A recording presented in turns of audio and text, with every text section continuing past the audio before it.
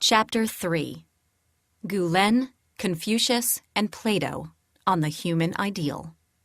The most expansive and systematic humanistic philosophies offer visions of a human ideal. In some cases, the ideal is social or collective in nature and includes politics, education, government, social structures, and so forth. In other instances, the vision focuses on the individual and how each person is to achieve the highest and best in human life. Examples of the former include the three most famous of the classical Greeks: Socrates, Plato, and Aristotle. The Stoic writer Epictetus, the Epicureans, and the Buddha are examples of the latter.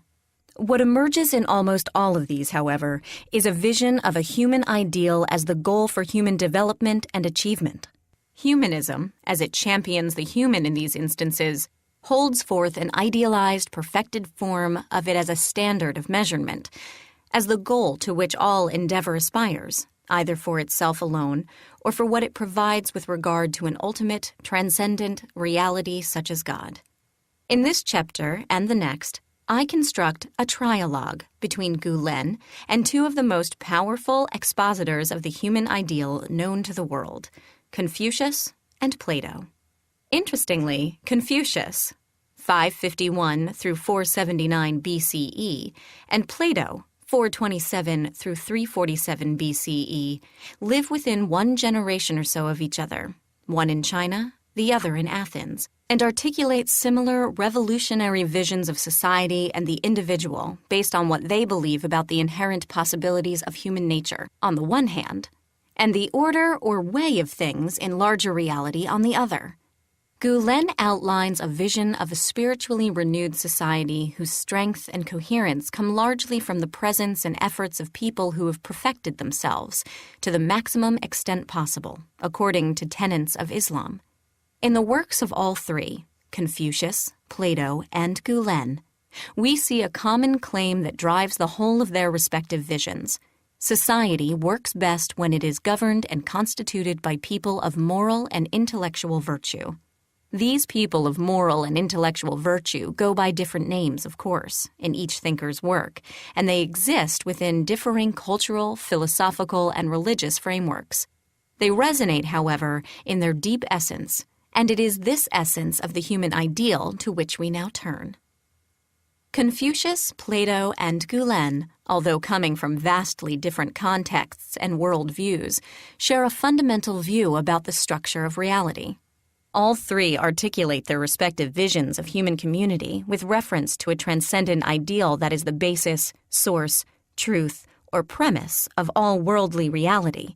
For Confucius, this transcendent ideal is the Tao, or the way of all things. The Tao is not a god or personal deity. It is the natural force, principle, or energy of reality. All things exist in and of the Tao, in the way of all things. Both indigenous Chinese philosophies, Confucianism and Taoism, posit the Tao as the deep grounding of all being, essence, and reality, and only by flowing or integrating with, plugging into, or imitating the Tao can harmony come to human life in its social, political, and cosmic dimensions.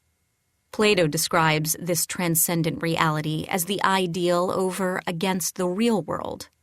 In the dialogues he constructs of his teacher Socrates with his students, Socrates articulates these two primary dimensions of existence, the ideal and the real, or sometimes in different terms, the real and the shadow. The ideal, or real, is eternal, non-material, which means pure thought or spirit, immortal, unchanging, the source of good, truth, and justice, among other things.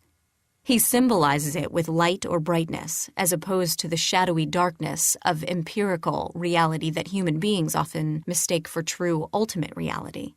The real or shadow realm is material, changing, mortal, the realm of varying goods, competing truths, and relative notions of justice.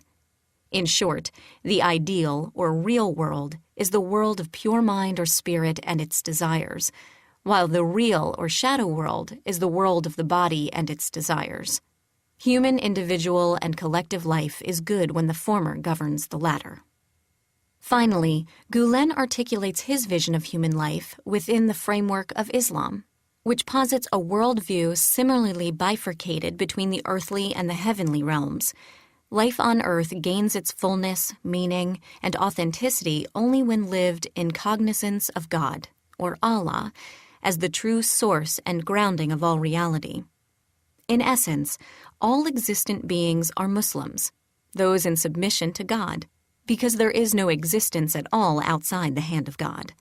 When things go about their way, fulfilling their lives and aims in the way of their inherent creation, they do so in submission to God, as Muslims. Specifically, life is most fully lived when consciously, not merely unconsciously, lived with a view toward the eternal paradise of life in submission to God. So, in all three instances, we see a version of a divided reality. Reality is one, to be sure, but comprised of different dimensions, realms, or ways of being.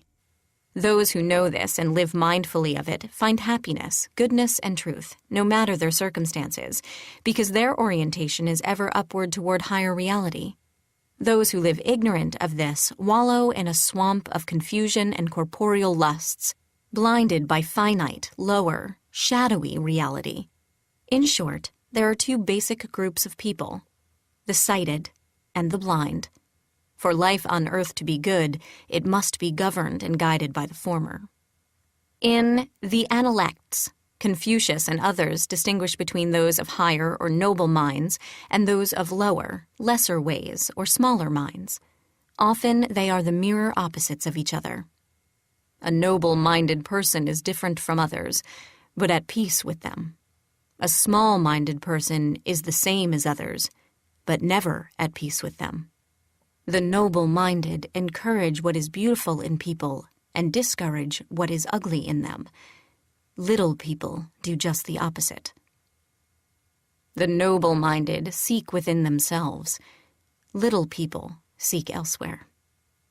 In these passages, we see that noble-minded people possess an orientation categorically different from that of others. The noble-minded are people of larger capacity in all their inner dimensions, which allows them to be and act in the world in a way fundamentally different from others.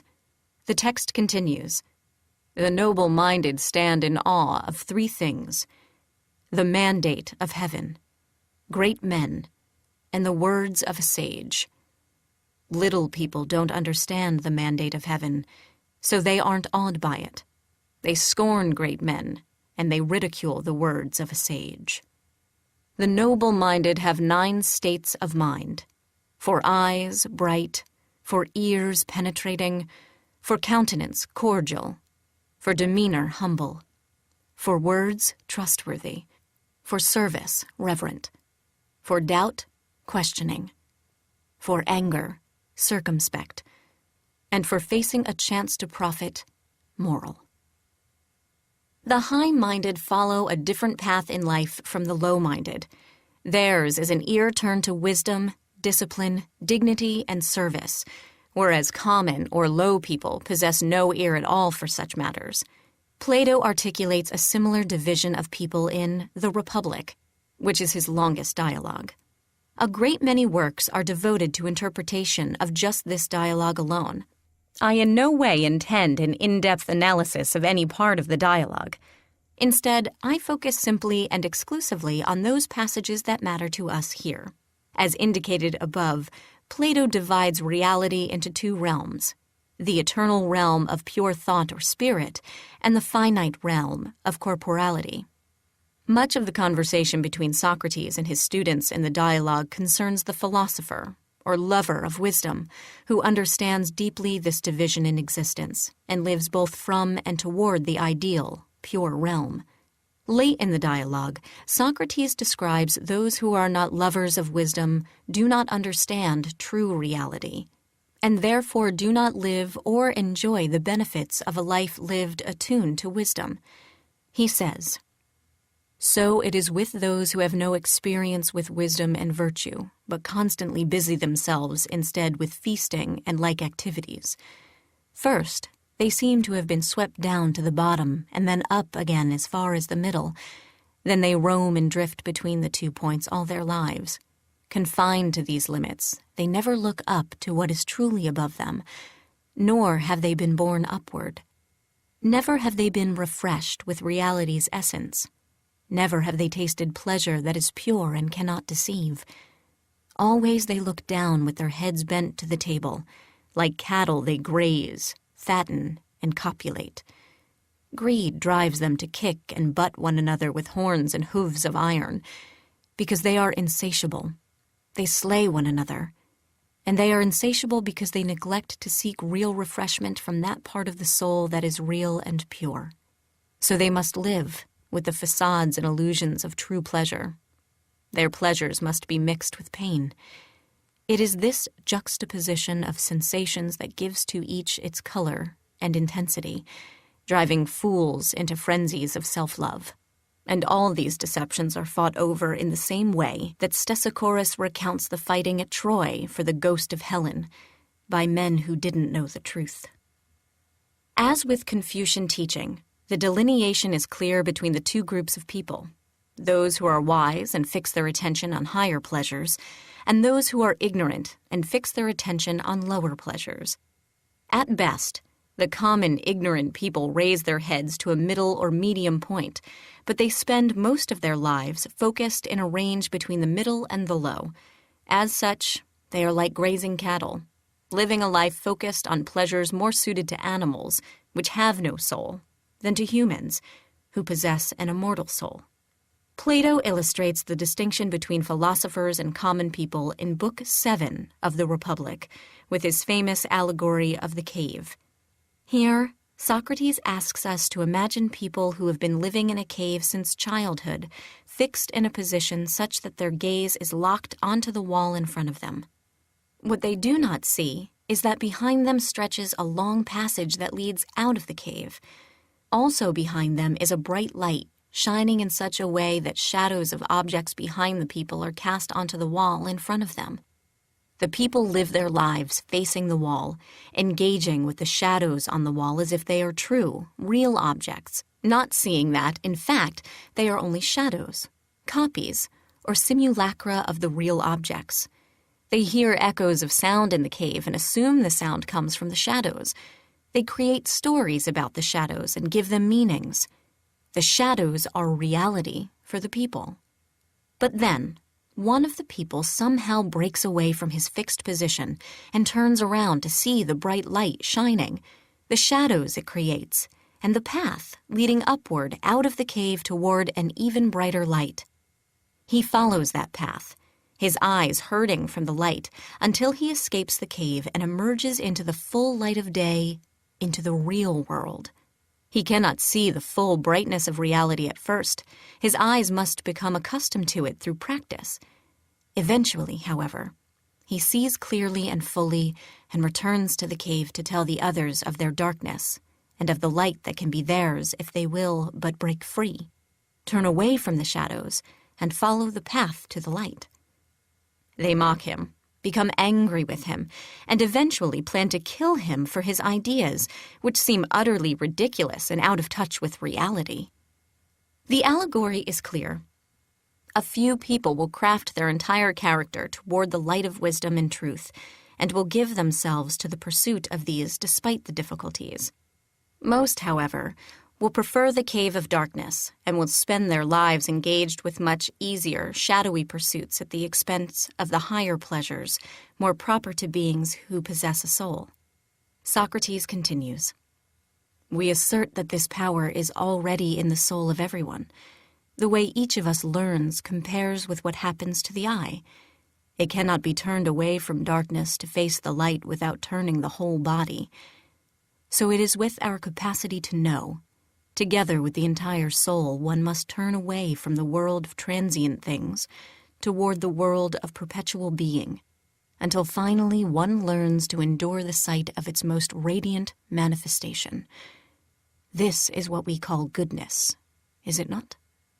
So while the power to live life as a lover of wisdom lies in everyone, only some will actively live from this inner power. To do so involves turning one's entire orientation toward true reality and resisting the allure of transient pleasures that, at best, are mere copies of the true real. Again, for Plato as for Confucius, two basic kinds of people exist in the world: the sighted and the blind.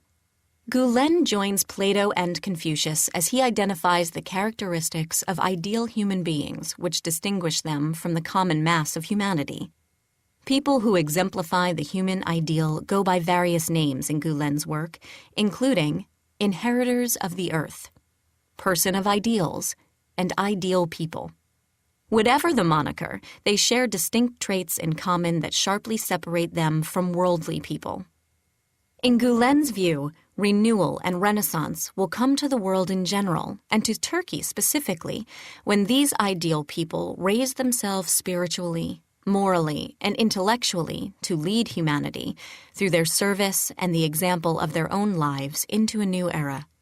Without such people, society continues in an unmanaged dance with all manner of opportunistic ideologies and sensualities, and the people inside such a society barely rise to the level of being called human.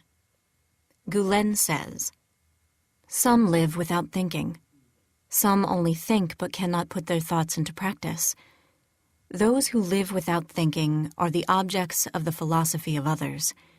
Such persons always run from pattern to pattern, ceaselessly changing molds and forms, hectically struggling their whole life through, in deviations of thoughts and feelings, in personality disorders, and in metamorphosis of character and appearance, never being able to become their own selves. These people always resemble a pond of water which is infertile, barren, stagnant, and marred by a bad smell. Far from being able to express anything that is in the slightest way life-enhancing, it is inevitable that such people will become like a life-threatening bundle of viruses or a nest of microbes."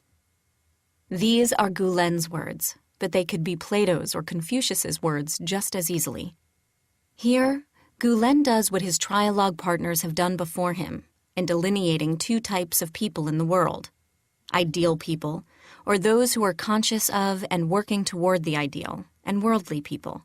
What worldly people have in common is that, on some level, they forget that they are people of value. Gülen continues, "These people are so shallow in their thoughts and so superficial in their views that they imitate everything they hear or see, like children, drifting along behind the masses, hither and thither, never finding an opportunity to listen to themselves or be aware of or examine their worth. In fact, they never perceive that they have values peculiar to themselves. They live their lives as if they were slaves who can never accept freedom from their corporeal and bodily feelings. Consciously or unconsciously, they find themselves caught up in one or more such fatal nets every day and slaughter their souls over and over again in the most wretched of deaths." Like the inhabitants of Plato's cave, Gülen's worldly people live life fixed on finite, corporeal pleasures at the expense of higher pleasures of intellectual growth, spiritual development, and contribution to society. In doing so, they deny their humanity and live like animals. Gülen says with regard to the achievement of full humanity, "Humans, however, are far from accomplishing such an achievement due to their corporeality and sensuality. Moreover, it can also be claimed that when humans are unaware of themselves or of their existence, then they are lower than other creatures. Yet humans with their intellects, beliefs, consciences, and spirits are observers and commentators of the holy secrets that are found hidden between the lines of life. So humans, no matter how insignificant they appear, are the highest example. They are more beloved than all the others. Islam does not evaluate humankind without going to extremes. It is the only religion among all the belief systems which sees humans as being exalted creatures directed toward a special mission, equipped with superior potential and talents. According to Islam, humans are superior merely because they are human." Gülen's point is clear, even if some may question his claim of Islam's distinct view of the human. As discussed in the first chapter, Gülen argues for inherent human dignity and moral worth within the religio-philosophical system of Islam. Human beings who live unaware of or in defiance of this inherent value and promise are choosing a less than human life. Unfortunately, most people choose exactly this. Yet, from among the masses arise a few extraordinary individuals who see past the transitory, conditional pleasures and pursuits of mundane life. These individuals, variously described by Confucius, Plato, and Gülen, achieve the human ideal, and as such are the shining exemplars of what is possible in the realm of human life. For all three, hope for good human life on the individual and social or political levels rests with these people. All three, therefore, argue in their own way that these ideal individuals must take their place as leaders in society. As indicated above, the Confucian superior man is distinguished from the masses by his moral character. Confucius and others in the tradition speak often of the central virtues that define the superior man and which actualize his deep humanity. These central virtues are commonly called the constant virtues of Confucianism. They vary in number as well as in minor or major designation depending on the commentator, but nonetheless serve as a thorough collection of character traits that superior men exemplify. These virtues include Ren, humanness, benevolence, goodness. Li, ritual, etiquette, propriety. Yi, righteousness, rightness. Zhi, wisdom. Yin, faithfulness, trustworthiness. Cheng, sincerity. And Yao, filial piety. The tradition recounts Confucius emphasizing all these virtues and more. However, Ren and Li receive the most sustained treatment, and of these two, Ren captures the essence of all virtue. Ren is the ground of all the virtues, and, as commentator Lawrence G. Thompson asserts, moral perfection was summed up in the term Ren. To Master Kung, it stood for such an exalted ideal that he had never known a person to whom the word could truly apply. The focus on Ren distinguishes Confucianism from forms of religion which propose an ideal rooted in social or political renunciation, aestheticism, or the dietary, yogic, or alchemical practices common to other Chinese religious quests. The literati tradition, the name given to the Confucian tradition that calls for development of men superior in moral and intellectual virtue, emphasizes character building, regardless of blood lineage, which is then put into service of the state. Ren is the fullest moral ideal of goodness, humanity, and benevolence, and Ren is cultivated in men by the Li, the practice of ritual. A story from The Analects explains.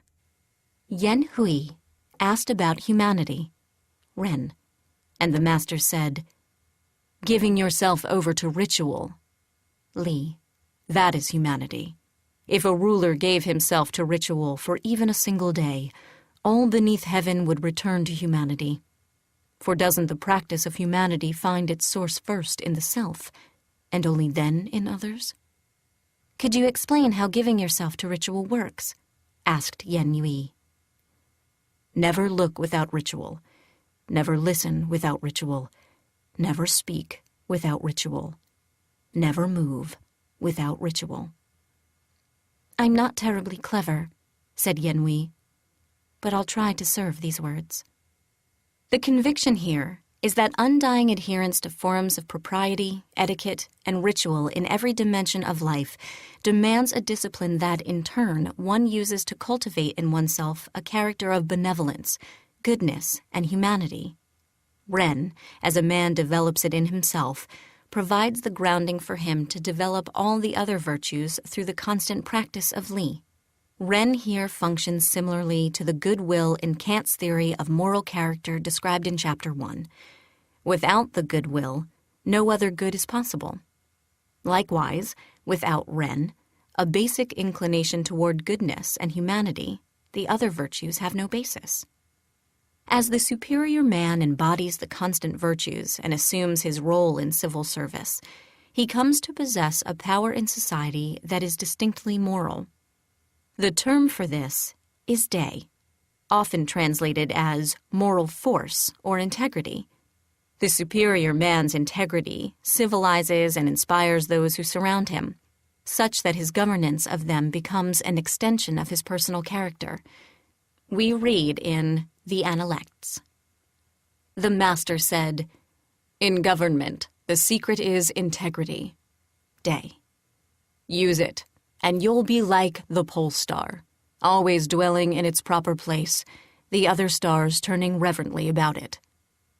The master said, "If you use government to show them the way, and punishment to keep them true, the people will grow evasive and lose all remorse. But if you use integrity to show them the way, and ritual to keep them true, they'll cultivate remorse and always see deeply into things." Asking Confucius about governing, Lord Chi Kong said, "What if I secure those who abide in the way by killing those who ignore the way? Will that work?" "How can you govern but killing?" replied Confucius. "Just set your heart on what is virtuous and benevolent, and the people will be virtuous and benevolent. The noble-minded have the integrity, day, of wind, and little people the integrity of grass. When the wind sweeps over grass, it bends." The master wanted to go live among the 9 wild tribes in the East. Someone asked, "How could you bear such vulgarity?" "If someone noble-minded lived there," replied the master, "how could vulgarity be a problem?" The contention in these passages is that day is a force in and of itself, enough to govern the behavior of others when manifested in the life of a superior man. A superior man exhibiting day consistently has little or no trouble governing the people of a society, because they are inspired by his good example to the point of even having virtuous qualities come out in them by his example. Because of his virtue, they feel remorse over their immortality. Because of his virtue, they will follow his guidance in virtuous ways despite themselves. Because of his virtue, they will reform their vulgar ways, and he will not have to force them to do so.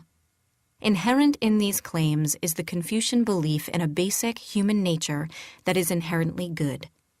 Confucius is not naive about human beings and their possibilities for evil. He sees this clearly enough. Instead, he remains convinced that morally good human nature can be cultivated with deliberate, devoted practice because of its inherent qualities that make it receptive to such cultivation. Moreover, this receptivity means that human nature responds to demonstrations of moral goodness by reforming itself, in however small ways, in the direction of that moral goodness.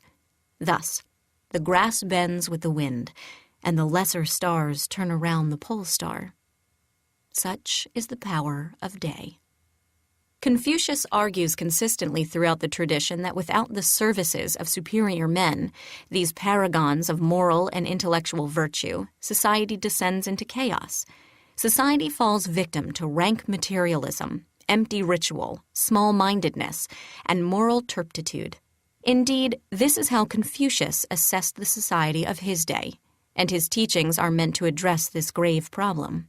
For him, in society, there can be no order or harmony that does not begin with the internal character of moral individuals who then contribute their moral virtue to society through government service. Thus, Confucianism is as much a political theory as it is a moral or religious theory. Moreover, it is a humanistic or naturalistic theory that prioritizes individuals who commit themselves to actualizing in their own person the highest possible human achievement, the ideal of moral and intellectual perfection. Like Confucius, Plato provides a theory of moral development and political governance in The Republic that centers on the existence of an ideal human who is a lover of wisdom, or philosopher. Plato's dialogues feature his revered teacher Socrates as the chief example of such a philosopher in every respect. Socrates thus embodies the human ideal as he appears in Plato's dialogues, and he teaches the ideal to the young men who gather around him. Both his life and his ideas instruct his students, those who sat with him in ancient Athens, and those who read Plato's dialogues today. The Socratic persona is well defined through Plato's dialogues, but perhaps the Apology, Credo, and Phaedo illustrate this persona most dramatically. Socrates in these dialogues confronts the Athenian jury that has charged and eventually convicts him of impiety and of corrupting the youth of the city. He then submits to the imposed death sentence and in the famous final lines of Phaedo drinks the poisonous hemlock given him by the guard and dies. Socrates, as he defends himself against the charges before the jury, articulates his vision of the ideal human life. That is, he describes the highest and best kind of life to live and defends himself as having lived trying to understand and achieve this life for himself and others.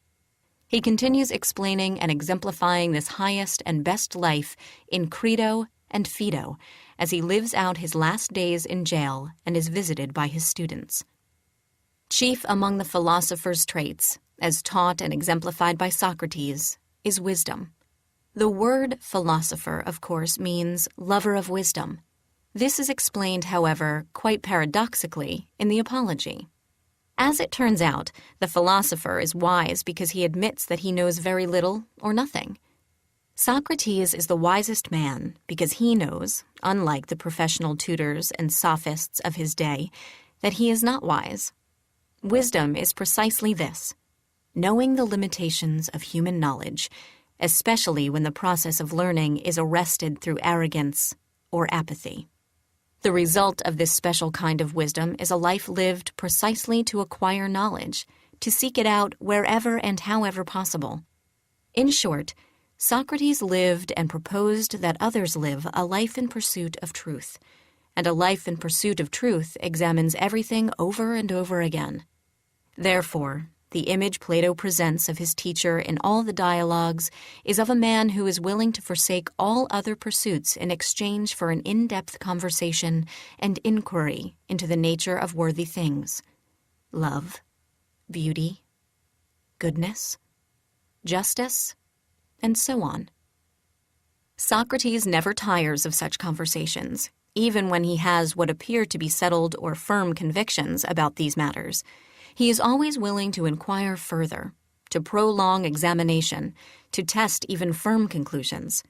Such a life posture generates what is one of the most famous of Socrates' sayings: "The unexamined life is not worth living."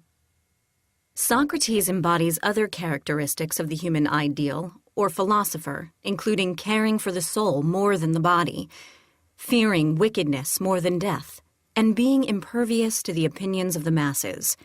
This last topic is important for our discussion here. Socrates tells Credo that he should live his life seeking the opinions only of the good and knowledgeable, not of the masses. The masses are given to myriad opinions about everything and tend to focus on immediate, material gain at the expense of eternal realities. Therefore, Credo should seek the opinions and approval only of the wise few. At the heart of all of these statements is a deep moral conviction that the highest and best human life is a life of cultivated virtue or excellence. Moreover, as Socrates explains in The Republic, those individuals who possess such virtue must be placed in charge of the state. Otherwise, disorder and tyranny are inevitable. The idea that order comes to life when virtue rules is a consistent theme in Socrates' teaching, and it is the central theme of The Republic. He argues that the virtuous part of an entity must govern all other parts in order for orderliness, harmony, and goodness to exist in the whole of the entity. This is true both at the individual and the collective levels. Individuals' lives run properly when they govern from the highest and best part of themselves, their soul, which is inherently attuned to the highest virtues of goodness, truth, and justice.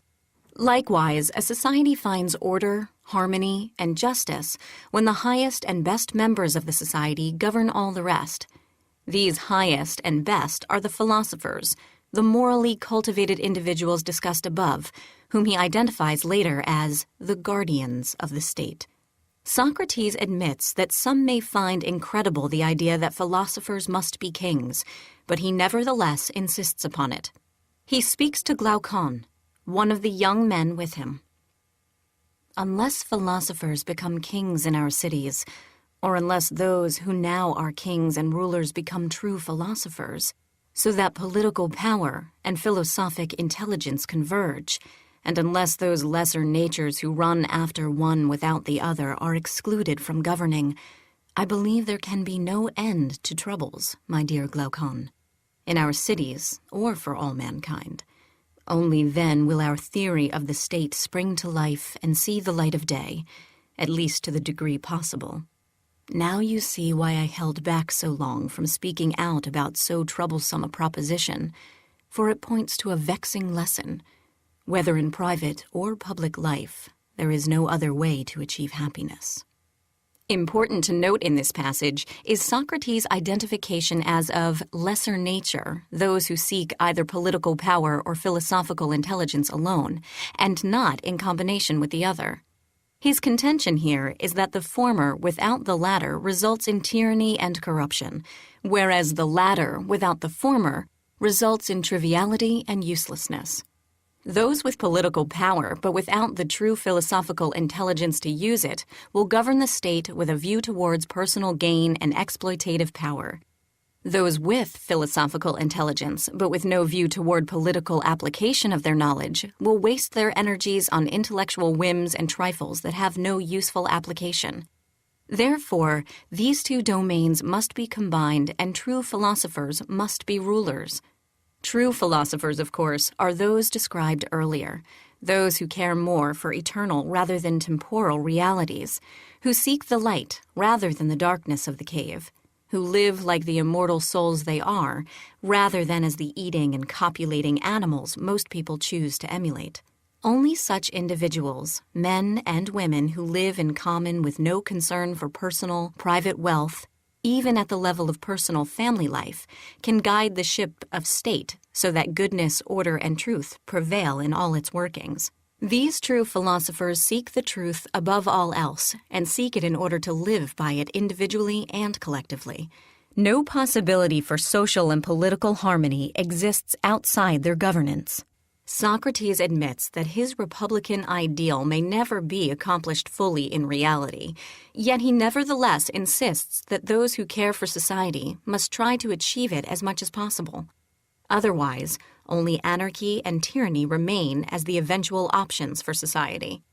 Both Confucius and Socrates see clearly in their lifetimes the depths to which society can sink when those with no concern for goodness or truth control the levers of power. The chaotic possibilities present in antiquity remain alive today in the contemporary world, and thus Gülen today articulates a vision for the guidance of society largely resonant with those of his ancient colleagues. For Gülen, as for Confucius and Socrates, hope for society lies exclusively in the influence of the ideal humans. Gülen's reflections on the world of Islam, and particularly on Anatolian history and destiny, parallel Confucius's reflections on ancient China. Both men refer to a past period of greatness that has been lost and that now must be regained. Confucius regularly refers to ancient governors, emperors, and others from past generations as examples of nobility and wisdom that must now, in his time, be emulated if China is to restore itself to its former greatness and avoid fragmentation and tyranny. Gülen, too, reflects on the glorious past of the Ottoman Empire, a time when Turkish civilization was at its peak, and when Islam as both a religion and as a culture attained global supremacy in significant measure.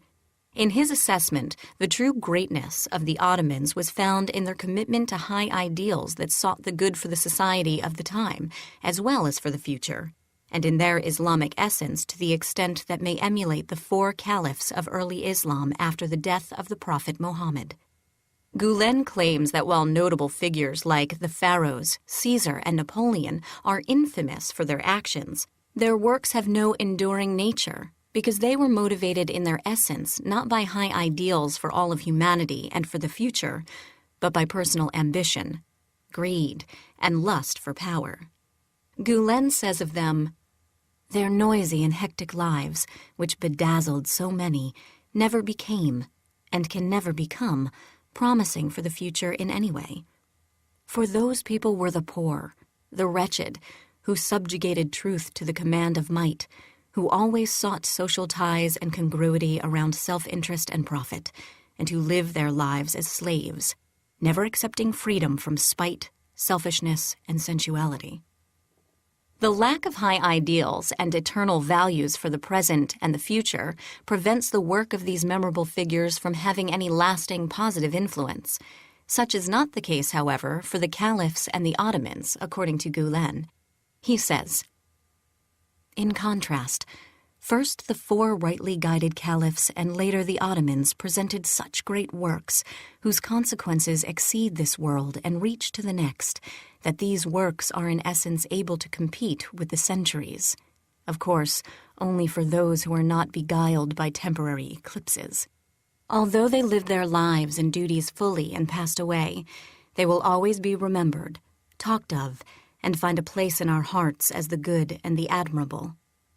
In every corner of our country, the spirit and essence of such people as Alparslan, Malik Shah, Osman Ghazi, Fatih, and many others waft like the scent of incense, and hopes and glad tidings flow into our spirits from their vision.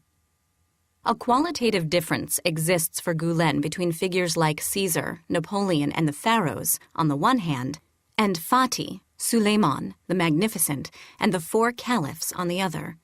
The difference lies in their respective embodiment of or submission to high ideals of goodness, truth, morality, and justice. Such ideals are the only legitimate basis of a social, political, or cultural agenda that will produce good for its own time and for the future. Gülen sees a reclaiming of these ideals in contemporary Turkey as a new generation of people committed to high ideals comes into fruition. He says, there are now in huge numbers loftily representatives or candidates soon to be of science, knowledge, art, morality, and virtue, who are inheritors of all the values of our glorious past. Gülen describes his ideal humans extensively throughout his work, but perhaps nowhere more succinctly than in The Statue of Our Souls. In this work, he uses the terms person of ideals or inheritors of the earth to refer to the intellectually and morally virtuous people who actualize true humanity and thus must lead society in order for it to be good. In fact, as Gülen exposits it, the idea here is of a people and the spiritual culture they embody that come to have prominence in earthly life because of their righteousness. God gives them this prominence as a gift, and it is theirs as a responsibility and duty until their own unworthiness demands that God take it from them. Gülen quotes a passage from the Quran, which in turn refers to the Torah, in which God says, "My servants the righteous shall inherit the earth." Gülen goes on to say, without doubt that promise, guaranteed in this verse by an oath, will be fulfilled one day. Nor without doubt is it the inheritance of the earth only, for inheriting the earth also means governing and managing the resources of the sky and space. It will be almost a universal dominion, as this dominion is one that will be deputed to a regent or steward on behalf of the Lord. It is extremely important, indeed essential, that the attributes that are appropriate to inheriting the earth and the heavens are conformed to. Indeed, only so far as the required attributes are realized in practice can the dream come true. Gülen continues by explaining that in past eras, Islamic civilization held the title of inheritor of the earth, but lost that place because of failures in both internal and external dimensions, that is, in the inner realm of heart and soul, and in the outer realm of contemporary knowledge. Muslim societies lost their way spiritually and intellectually, and thus lost their place as inheritors of the earth, which then came to be held by other entities in the West. Throughout his work, Gülen consistently calls for the revival of Islam in spiritual and intellectual terms, for it to restore itself to itself, so that all humanity and the earth itself will come into a glorious new age of tolerance and peace. Through a cadre of highly virtuous individuals, Islam, and Gülen hopes Turkey, can be restored to a position of global prominence to lead the world into that new age. Important to note here is that Gülen nowhere in his work calls for any kind of political or governmental activity to bring about this new era. Gülen is not a politician or a political theorist, and he is not, unlike Confucius and Plato, calling for a new generation of political leaders. This is a central difference between Gülen and his trialogue partners in this chapter and the next. Gülen's ideas, which are iterations of larger Islamic ideals, do not rely on governmental power for their implementation. On the contrary, Gülen focuses on the re-establishment of a cultural, intellectual, and humanitarian understanding that comes through common people of virtue and service, living out their lives in their various professional, community, and familial roles. The dominion Gülen refers to here is not a dominion of elite political leaders over all others. Rather, it is the dominion and preeminence of a worldview characterized by peace, knowledge, spirituality, tolerance, and love. Moreover, this worldview comes to prominence because of the myriad of people who, through their virtue and stewardship, come to qualify as inheritors of the earth. Gülen spends an entire chapter in The Statue of Our Souls, enumerating the traits of the inheritors of the earth. And it is in this enumeration that we see Gülen's most succinct articulation of the human ideal as he envisions it with an Islamic perspective. He identifies 8 central attributes of the inheritors of the earth, or as he calls them elsewhere, the people of ideals. These traits are perfect faith, love, scientific thinking passed through the prism of Islam, self-assessment and criticism of viewpoints and perspectives, free thinking and respect for freedom of thought, social conscience and a preference for consultative decision-making, mathematical thinking, and artistic sensitivity. This list seems, on its surface, to be quite different from the list of virtues of the Confucian superior man, or from Socrates' virtues, but closer inspection reveals strong parallels between all 3. Perfect faith and love for Gülen's person of ideals is rooted within an Islamic perspective firmly grounded in submission to God. The faith and love here listed are contextualized within that larger frame of eternal reference that submission to God provides. This faith and love will not be misplaced onto or seek final fruition in the worldly or material things, and thus lead all civilization down a path of rank materialism and sensuality. It keeps its eyes fixed on eternal realities, in the same way Socrates' guardians do. The scientific and mathematical thinking of Gülen's inheritors of the earth is a perspective rooted in the conviction that truth is one, that it is not divided into disparate categories of religious truth versus scientific truths, or the truths of faith versus the truths of reason.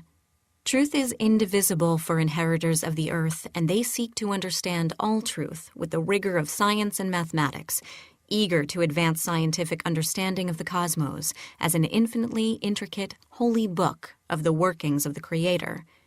Like Confucian's superior men, they excel in many disciplines of knowledge, not only in religious knowledge. In matters of governance and decision-making, the inheritors of the earth act with a view toward the good of the community, not merely personal good. Moreover, they value consultation and dialogue as the best route to good decision-making. Like Socrates' guardian class, they submit themselves to each other's questioning and analysis in order to emerge with a consensus that is good for everyone. Like both Socrates' guardians and Confucian superior men, the inheritors of the earth are hard on themselves in that they hold themselves up to intense scrutiny, challenging their own ideas and perspectives, ever purifying and refining themselves and their ideas in their thirst for truth and virtue. Finally, like the guardians and the superior men, the inheritors of the earth value beauty wherever it is found, and they know that only in the free exercise of thought and creativity can cultivated souls create new visions of the world and humanity, be it in the domains of aesthetics, philosophy, governance, or elsewhere.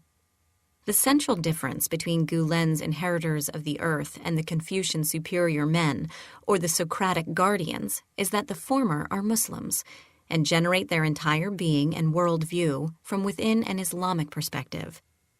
What keeps the rule of the Muslim inheritors of the earth from being an oppressive tyranny is exactly what prevents the rule of Socrates' guardians or Confucian superior men from being a tyranny, namely, a concern for the good of all humanity and a fundamental acknowledgement of the inherent value of all human beings because of their likeness to the divine, as discussed in Chapter 1.